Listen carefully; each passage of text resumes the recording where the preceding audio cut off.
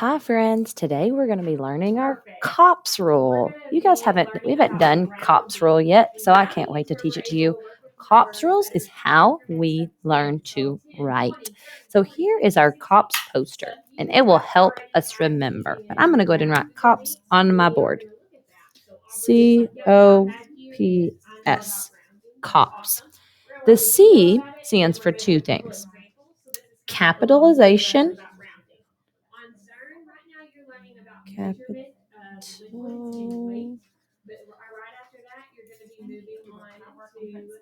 Capitalization and complete ideas.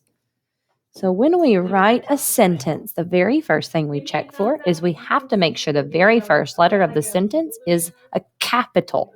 So let's look at our sentence. The dog ran. The green one is correct. Everything about it is right, and it's a complete idea. Let's look at the first one. The dog ran. It says the dog ran, but it's not a correct sentence because that T is not capital. The very first letter of a sentence has to be capitalized. And the sentence has to tell you a whole idea, a complete idea. Has to make sense. You can't just say the dog. That's not an idea. That's not a sentence. Okay, the next part of our COPS is O, organization.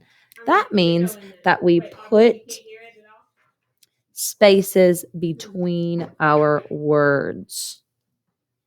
If we don't put spaces between our words, it's a jumbly mess. And you can't even tell what is what. Another part of organization is that we always start writing in the top left-hand corner. We go from left to right. Then when we get done with this line, when we fill it up, we have to start back here at the left side. So we write this direction from left to right, top to bottom. Because if you just put words wherever you want, it does not make sense. It's not very organized for organization. So let's check our sentence down here. So remember, the green one is correct. The dog ran. This one is not correct. You'll see there's not a space between the and dog, and there's not a space between dog and ran. So it just looks like one big jumbly word that nobody can read. Let's go to our next part of our COPS rule. So remember, we had capitalization, organization, and now punctuation. Punctuation means that we always have to put a punctuation mark at the end of the sentence. So there are different kinds of punctuation marks. The most common one is a dot, but it's called a period. Or you could put an exclamation point. That's when you're really excited about something, or a question mark when you're asking a question. So if a period, exclamation point, or a question mark. So let's check our sentences down here. So remember, the green sentence is correct. The dog ran. Here is my sentence. The dog ran. There's no punctuation mark. The punctuation markers are there so that while I'm reading it, I know when to pause. Well, if I don't put that there, the dog ran. I don't even know when I need to stop. I could just keep on reading forever. So we have to make sure we put a period, an exclamation mark, or a question mark. And our last rule of the COPS rule, remember, we have capitalization, organization, punctuation. The last one is spelling. Spelling. Check your spelling.